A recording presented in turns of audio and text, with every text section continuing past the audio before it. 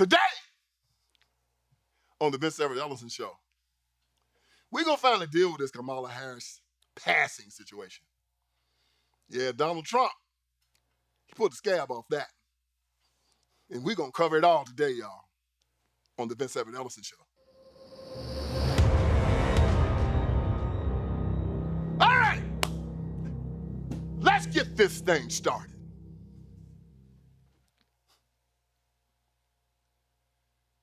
You know, in 2021, there was a film named Passing.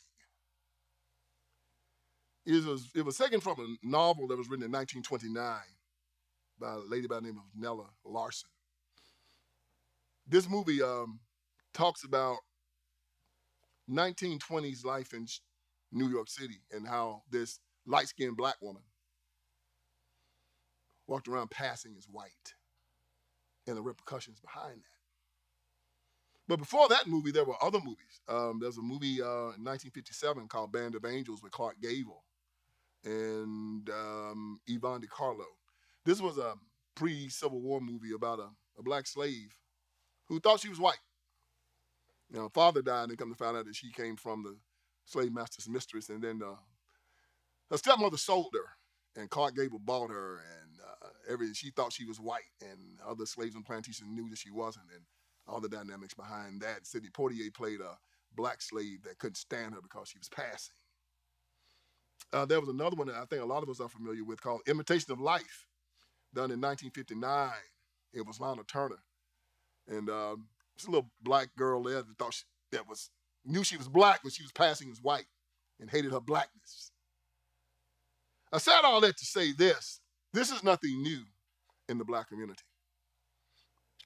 To educate white America about this situation, let me make one thing perfectly clear.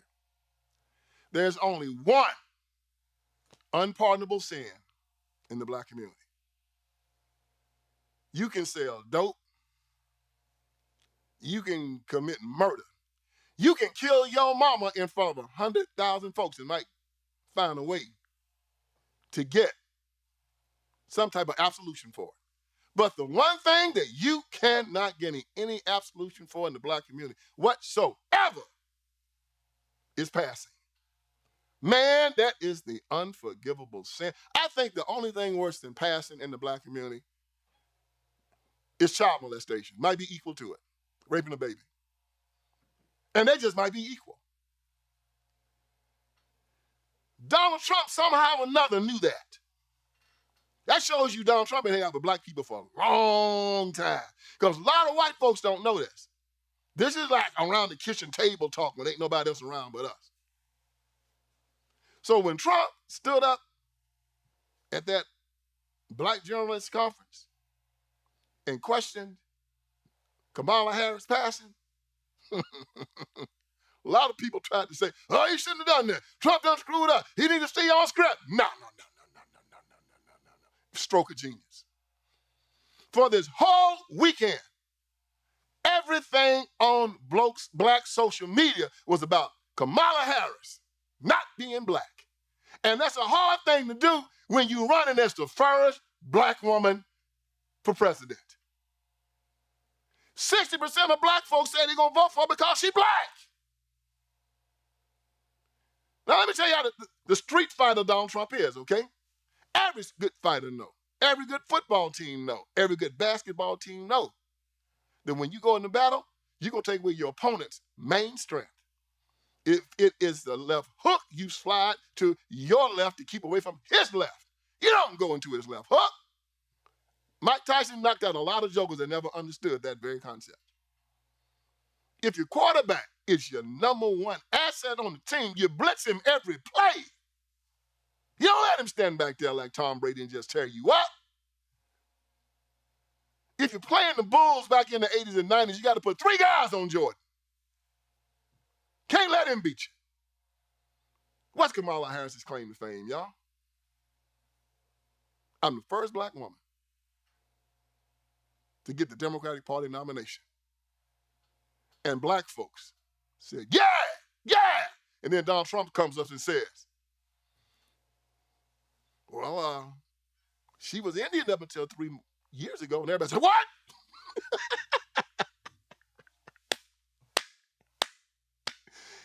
And he's the only Republican that got the nerve to say it. What everybody's been thinking. And I said, that's my boy. That's my guy. Hit her, hit her, hit her, hit her, hit her, hit her, hit her again. Give her another jab to the jaw. And he ain't back down off of it. Now let's deal with this, okay? Let me tell you my tale. Let me tell you mine. See, I've been around black women my whole life, okay? And if you want to know some black women, you deal with my sisters. I got 3 of them. Man, I would hate to see the white man that would tell my sisters they weren't black. Let me tell y'all something. If a black brother questioned my blackness, I'd just beat the hell out of him.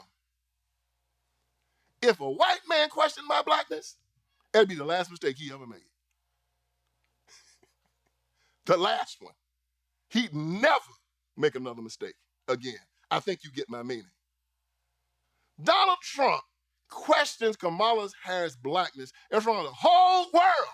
And all she says is, that's all he does is divisiveness. Oh, that's the tail right there. She ain't no sister. I had to put all 3 of my sisters in straight jackets and lock them up for 6 months to keep them trying to kill Donald Trump for saying that about them. Question their blackness? Oh, Lord. Get her! Get her! A real stone cold sister would have got on the news. She would have came there with her hair messed up, no makeup on. Grab the mic. Let me tell you something, Donald Trump. You just saw the sister come out of her, okay? It couldn't come out of her because she don't have any in her. She'll try to dance a little bit. I ain't seen her in the church choir. I ain't seen her cook greens and neck bone. I saw her cooking that Indian food with that little Indian comedian, whatever her name was. I haven't seen her get into the Holy Spirit and do a dance in church. I'm like, what? Come on now.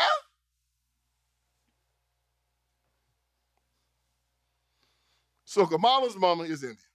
Trump sent out the picture. She red dot. Yeah, got all the Indian garb on. People say, well, and so all the press gets mad. All the press get mad. Well, what are you talking about? She always says she's black. She's always says she's black. Now you gaslighting me, man. Why? Because I have seen videos of her saying that she was South Asian and Indian. I've seen it. I've seen pictures of her with the Indian garb on and the red dot. I've seen it. I've seen reporters tell her that she was Indian, and she said, yes, that's right. And then you're going to tell me she's always said it? Y'all, they melting down behind this. You know why? Because I saw a poll on Sunday, CNN poll, that said Kamala Harris has got 69% of the black vote. That's 69%. Donald Trump said 23% and 8% are undecided. I got the picture, y'all. 69% of the black vote. I mean, you're a zombie in the Democratic Party. You're walking dead. And Donald Trump knows it. So how did we get here? All right. Let me give you some history. Kamala Harris's mother is full-blooded Indian. We know that. Her daddy lives in Jamaica, but daddy is Irish and Indian. That's what they tell me. They're looking for a black ancestor. They can't find one. They're saying that her daddy's people made money selling slaves and plantations in Jamaica, and that's where the money comes from. Mom and daddy gets divorced. She's raised by her mama, who's a Hindu. She's not a Baptist. All right? So she's raised by her mama. She goes to Canada. She comes back. She wants to go to Howard University. Okay. If you don't learn nothing else at Howard University, you learn this. You learn how to party, and you learn how black Democrats think. And Kamala Harris learned very quickly that black folks are going to vote for the Democratic Party, and if you are black and a Democrat, they are going to eagerly vote for you. So Kamala goes back to San Francisco.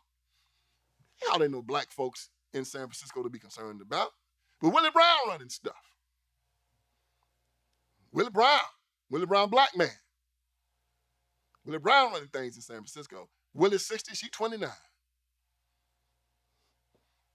Oh, yeah. And Willie didn't care what color you was.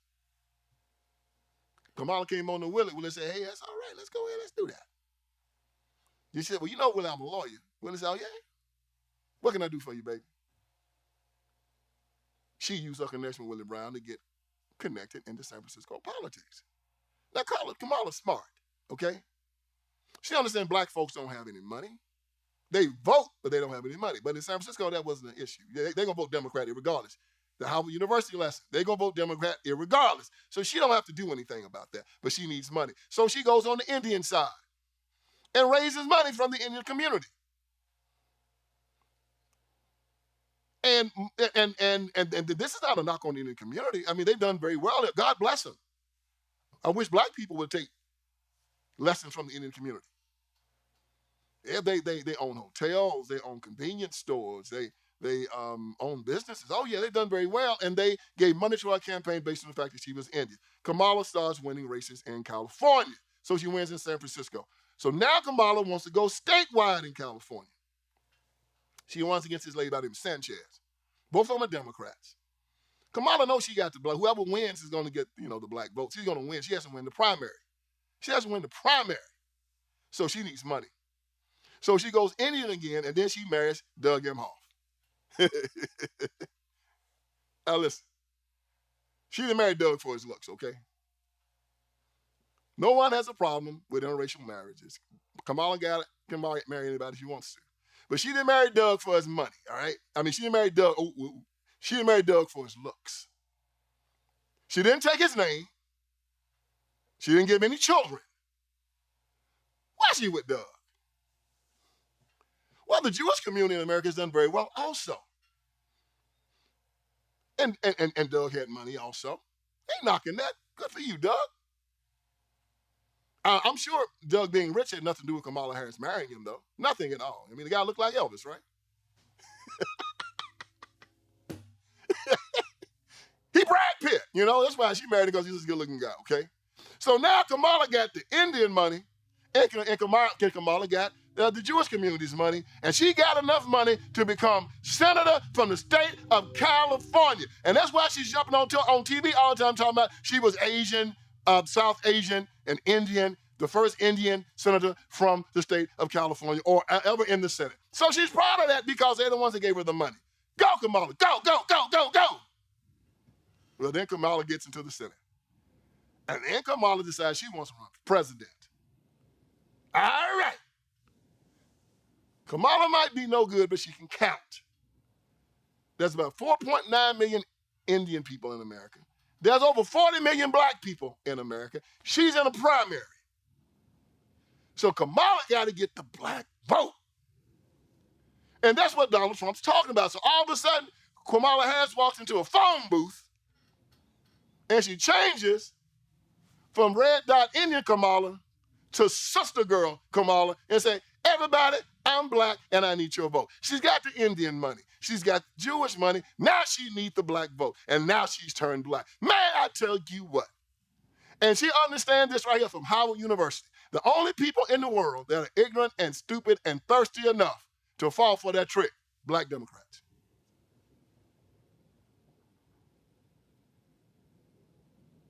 But not just yet.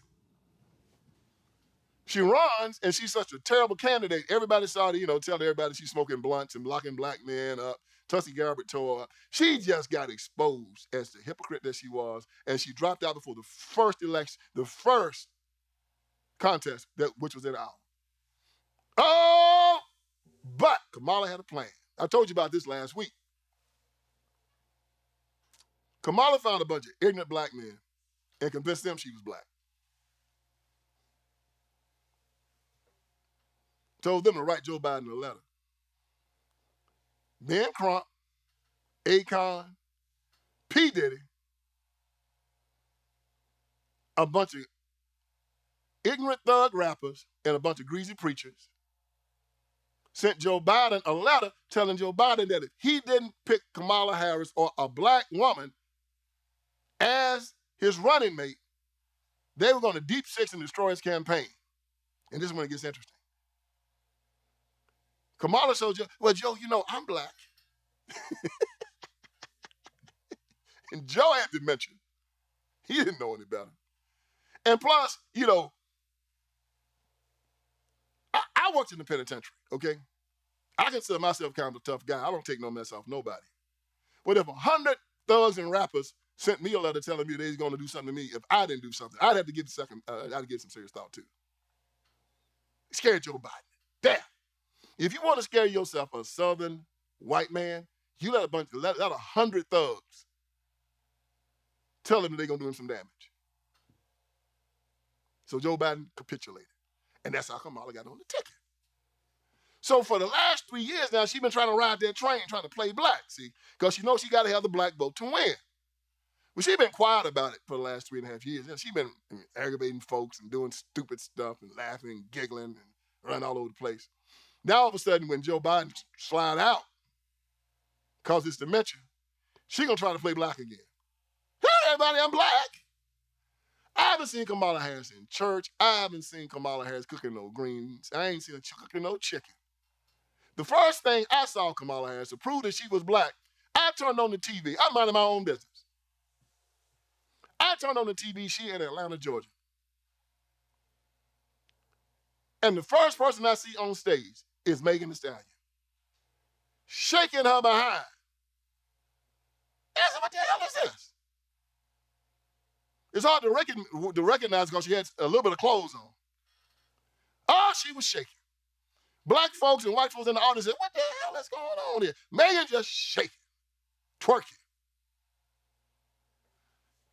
Next guy I see Quavo when Migos come out. Quavo been in jail 15, 20 times. Shooting, fighting. One of the members of the group got killed last year. Now Quavo won't talk about gun control after he done shot up, been in jail for shooting folks. And I said, what? And then Kamala Harris comes out.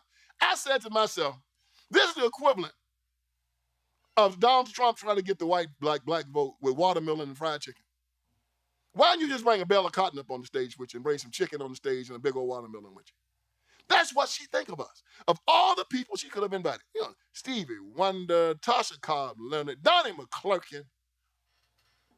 She's going to bring the raunchiest and the nastiest person in America to her rally to shake her ass in the face of black folks, and then going to smile like that's what we supposed to expect. Just like they did at the Olympics this year by bringing Snoop Dogg and Flavor Flav. That's how they see us. We want to get the black people to watch the Olympics. What we do? Bring Snoop and Flavor Flav. That's it. That's how they see us, y'all. Blackface. If Kamala Harris had known black folks, and somebody in her campaign would have mentioned, let's bring Megan Thee Stallion on stage to open up the show for you. She said, no, I'm not going to do that. I'm not going to disrespect my people in that way. Well, what you want to do, Kamala, bring Tasha Cobb Leonard, bring Donnie McClurkin, bring a good gospel choir from the city. This is Atlanta. You can find somebody respectful to bring it from the black community and from the world to tell them who we are. You're going to bring a rapper that's been to jail 5 times and Megan Thee Stallion who basically say that she a hoe. Now, she said, I don't say it. She said, up there shaking, talking about how good her, you know what is. I'm like, oh, boy. Man, I tell you what. That shows you, y'all, she don't know us. Because most, and then I hit social media, and black people just going off. I mean, black folks went off how disrespectful it was. You know why? She ain't one of us. And we cannot allow this to continue. Like me going into the Asian community, telling an Asian man, hey, I need your vote. You know I'm Asian. And he said, oh, you are? Well, I'm going to vote for you, Vince. They're not that stupid. He's going to look at me and start laughing, or he's going to take something and knock the hell out of me with it. Then he should. Disrespect that man's intelligence like that, like Kamala Harris is disrespecting y'all. And y'all say, well, she black. Got on tape saying she And look, you can't be flipping and flopping, flipping and flopping, flipping and flopping. Barack Obama was smart enough not to do that. I mean, it ain't like he could have passed as white. But David Garrow wrote in his book about Obama that Obama's going to marry a white woman. Fell in love with her. But they told him when he went to Chicago and wanted to get involved in politics, started hanging out with Farrakhan and Jeremiah Wright, said, oh man, you can't do that. He cut her loose. And he married what some say is a black woman. I don't know. What many say is a black woman. Come on, Michelle Obama.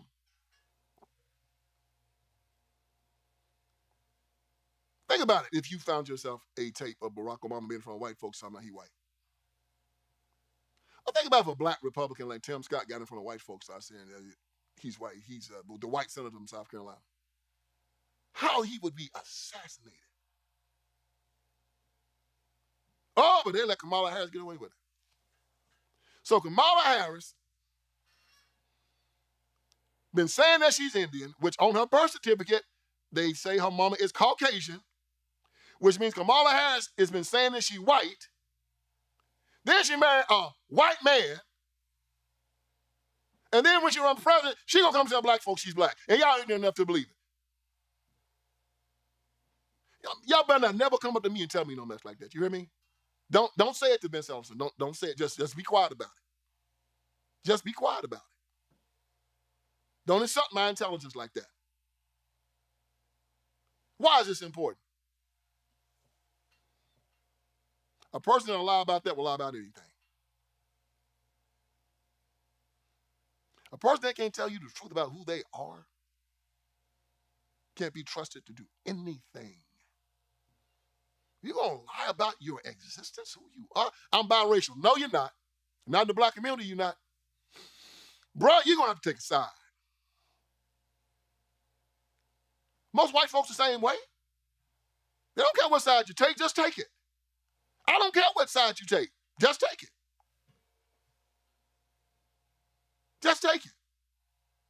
If I got myself a white friend, I see him from his white folks saying that, I'm white, and he comes from black folks, I'm black. I said, man, you ain't no good.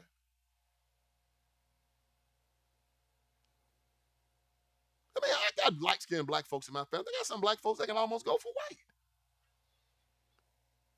But they say they're black.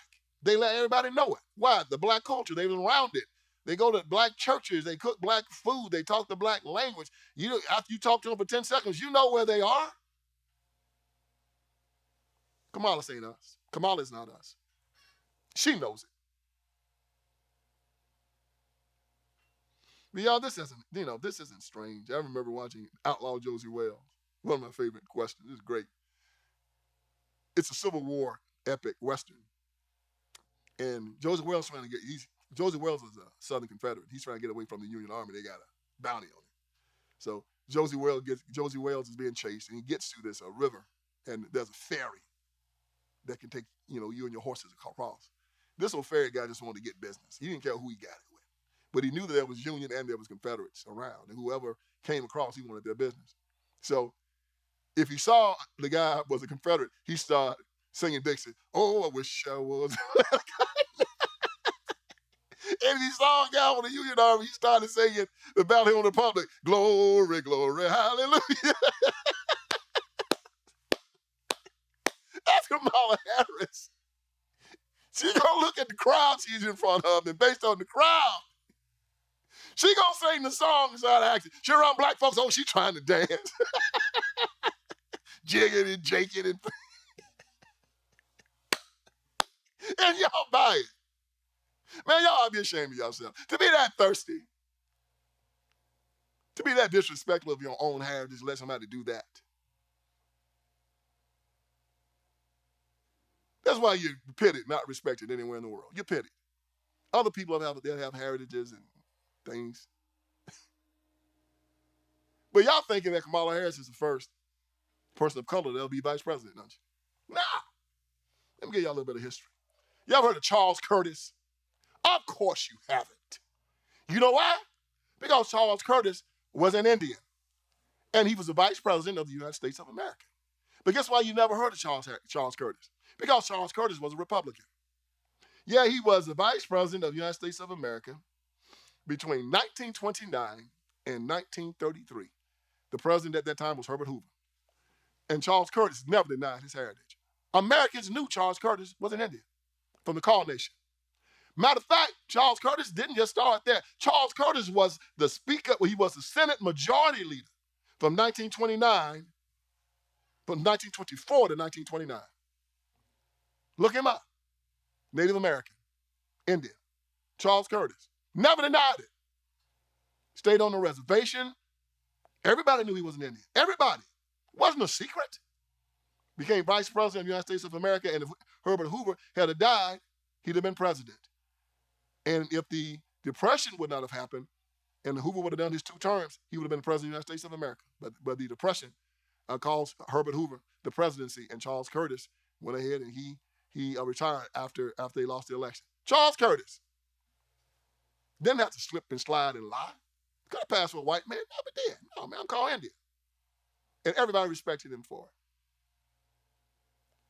But we've had this thing with passing in the black community for a very, very long time. There's this congressman. Some more history. His name is Thomas Miller. Thomas Miller was a congressman from South Carolina in the 1800s. Thomas Miller was a very, very interesting guy. He was born to a rich white planter. Some people try to say his mama was a mulatto slave. I don't think she was.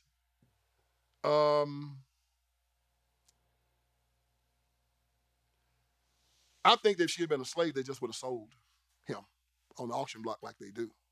I think that Thomas Miller's mother was white. She was poor. His father was rich. And when he was born, they took the boy and they gave him to a free slave couple in South Carolina. They raised him when they sent him to law school.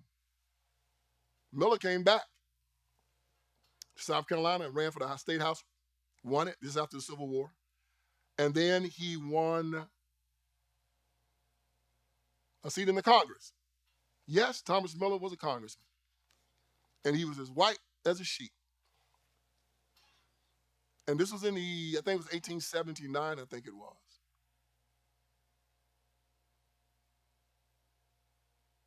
And he was beaten for re-election.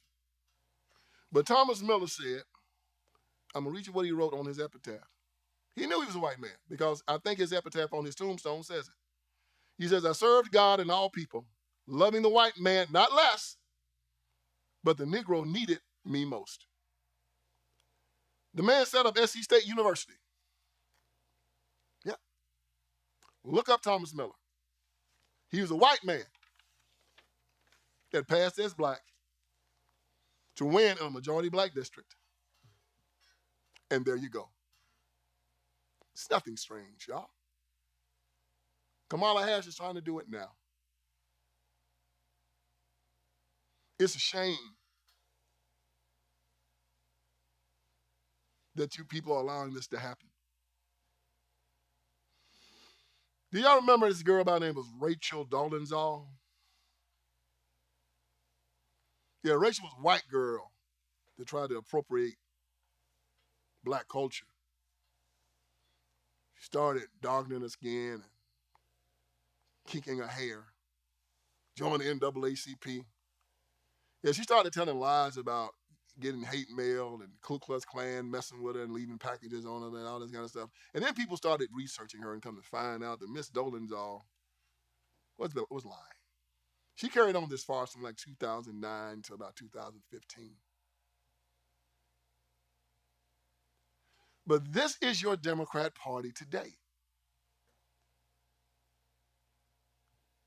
They say that you can determine what your gender is, right? You born a man? Nah, born a woman.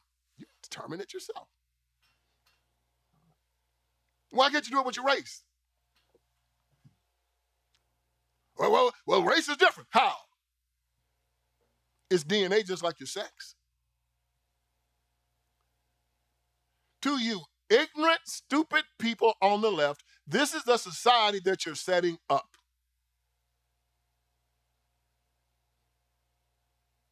It's irrational. It's ridiculous. It's stupid. It can't sustain itself.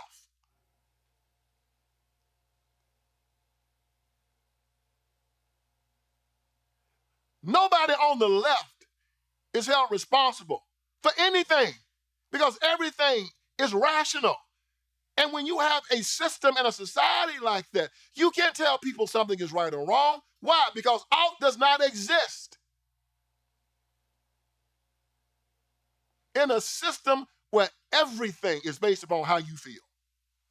My truth. Well, you ought to do that. Why? I don't feel like it. My pronouns, my gender, my race. I have the right to use the law to force you to do what I want you to do. Me, me, me, me. So why can't Kamala Harris say she's black today and white tomorrow and Indian the next day? Why can't she say, I believe the baby should be aborted up to the 9th month like she does? Why can't she say that I believe that black children should be locked in failing schools because they make money for the teachers union? Why? Because the teachers union support me and y'all gonna vote for me anyway. That's what works for me. Why can't she say, forget what the Constitution says? Why? Because everything is arbitrary. I don't like it. And I don't think you should have religious liberty. Why? Because I don't want you to. Why? Because it doesn't benefit me. If you had religious liberty, you would not want to kill your own children. You might be taught that that's wrong. You wouldn't want to steal from your neighbor. You'd be taught that that is wrong. You wouldn't be a racist. You'd be taught that racism is wrong. So the first thing she started doing is saying the stuff she's going to give away. And just like I told you, so Democrat told me in South Carolina, you can get an N-word to drink poison as long as you give it to them for free. So she's going to give away free daycare. Oh, and black folks going to grab the free daycare. And then when you find out that they sexually grooming your children in the daycare because it's federally funded, when you find out that your children can't pray in the daycare because it's federally funded, when you find out that they're not going to teach your children to read and write in the daycare because you're not supposed to teach a slave to read or write. You're supposed to teach them to obey. And then when your boy grow up, and by the time you're 6 years old, he got a dress on and he got bows in his hair, and your little girl is a little freak. Because they gave you money to turn your child over to them so you could sit at home and watch Jerry Springer. Well, it's free. Kamala learned that at Howard University. She's in Washington, D.C. during the crack epidemic, you know. She was there when all that was going on. She observed y'all. Know everything about you, you're an open book to her. And she know about white liberals. So she walked up and said, do you think that these black people, she told the white liberals, are going to be stupid enough to believe that I'm black? Goes, oh, yeah, hell yeah, they believe everything we tell them. Yes, they'll believe everything she does. Just go ahead and just do what we tell you. Get up in front of the mic and smile. Read the teleprompter. We ain't going to give you no press conference because we know you're too dadgum stupid to get through one. Get up there and flip your hair and laugh. We're going to make sure we give you some darker makeup so you can look like you're a little bit blacker. We're going to kick your hair up a little bit, okay? And try to keep Doug Emhoff as far away from you as you can.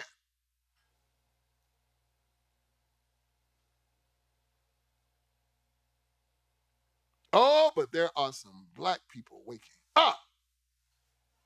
And it is a beautiful thing to see. They're asking questions, y'all.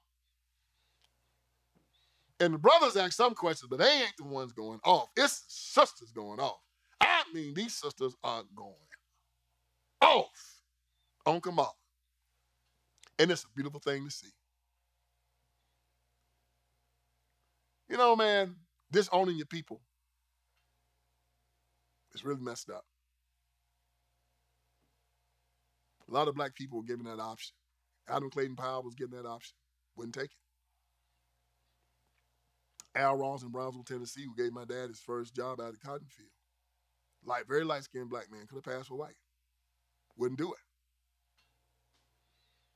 These are the people that loved their people. They did it their whole life. It wasn't that, they waited till they was 40 or 50 years old to do it. No, no, no, no. They had the black struggle their whole life. That takes character. And your people will always love you for it. And she hasn't earned our love at all. I mean, Barack Obama did play black for a while. Then as soon as things got rough, he threw away Louis Farrakhan and Jeremiah Wright like they had the black plague. Oh, but black folks still loved him. Barack left Chicago, moved to the Hamptons, Martha's Vineyard, with the rich white folks, $20 million mansion. But the black folks still love Obama. Obama sent his children to private school. The hell no, I ain't sending my children to ghetto schools, them Negroes. Still loved Obama.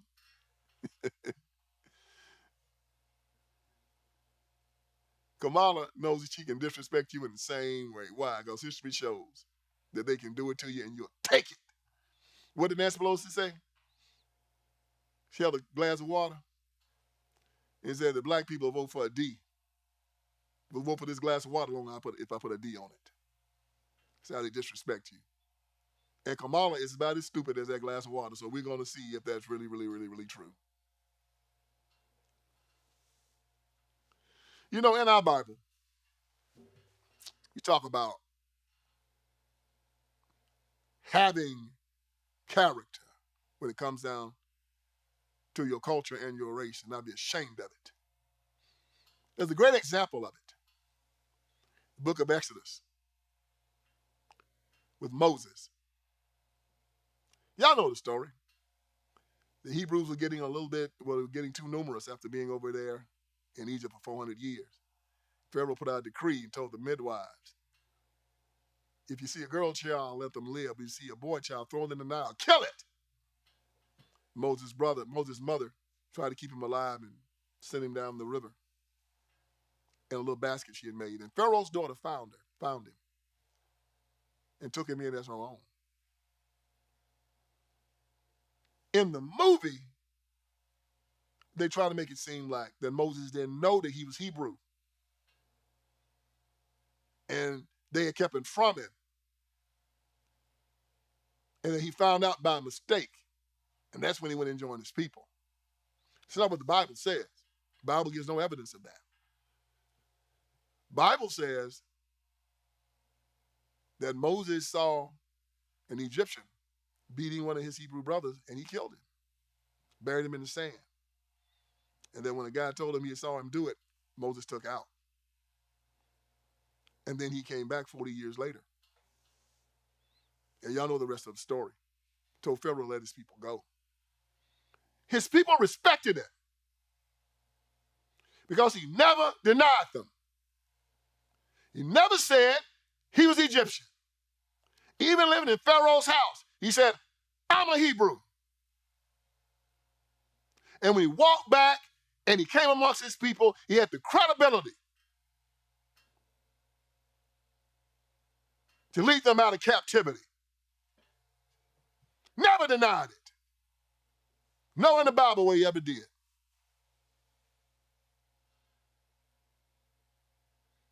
But we got Kamala Harris on tape saying it. We got Kamala Harris in the garb wearing it. And we got people in front of Kamala Harris testifying about it to her in her face, and she agreeing with it.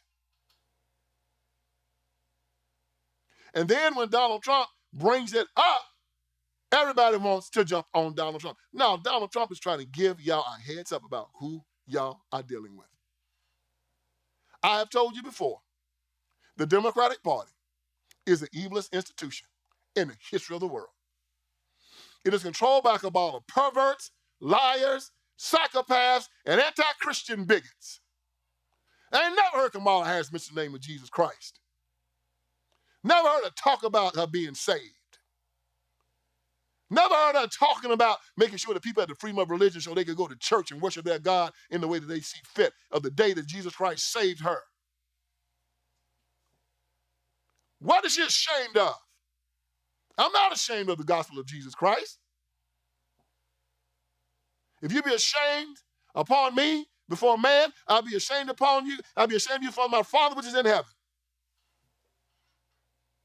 I have to be goaded into saying it. Say it every day. But look at her life. Tell you everything you need to know about her.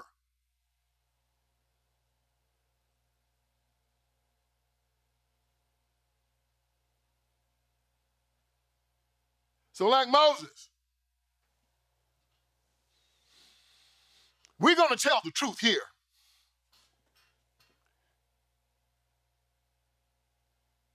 Like Moses, we're going to lead our people, that's the American people, to freedom. Like Moses, we ain't going to lie and slide and hopscotch about who we are.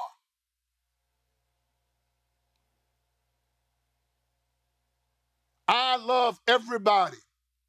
Don't like everybody. I'm not obligated to like you, but I am obligated to love you. I'm obligated to forgive you.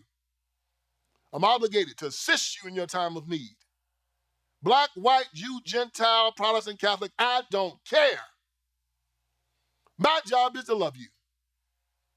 And the people that you love, you tell the truth. You tell the truth. And she started out her campaign with a lie.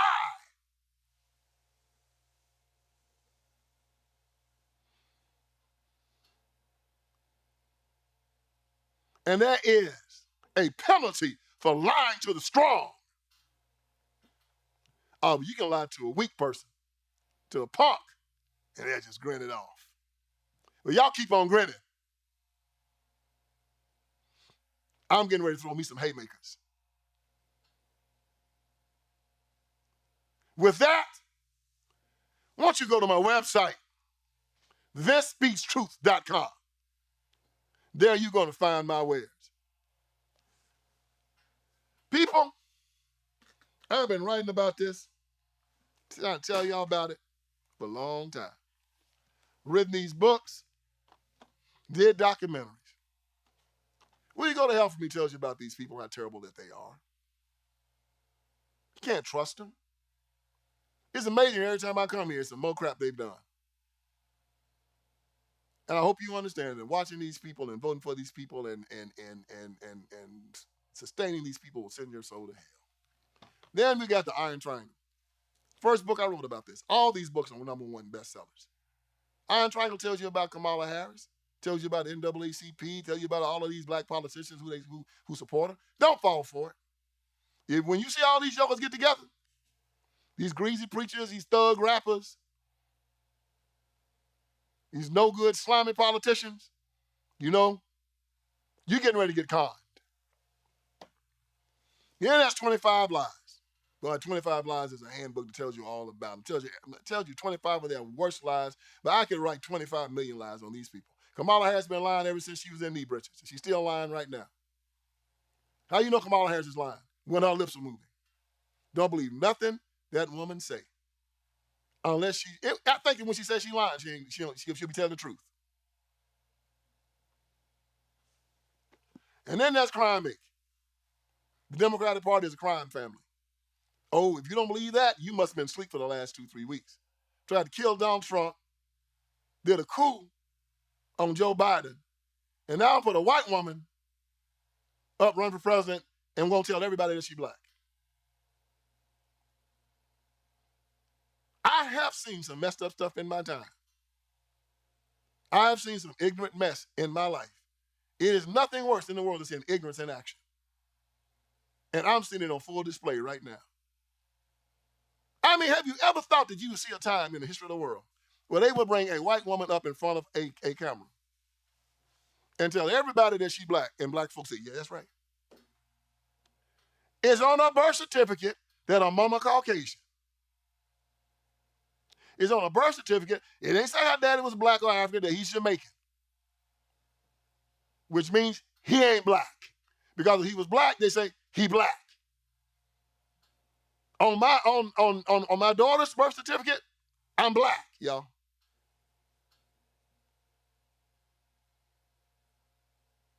Boy, I don't think I can make this any more clear than what I just had. But I know some of you are asleep. But if you are asleep, I'm here to wake you up. Hope I did some good today. So join me again next week for the Vince Everett Ellison Show.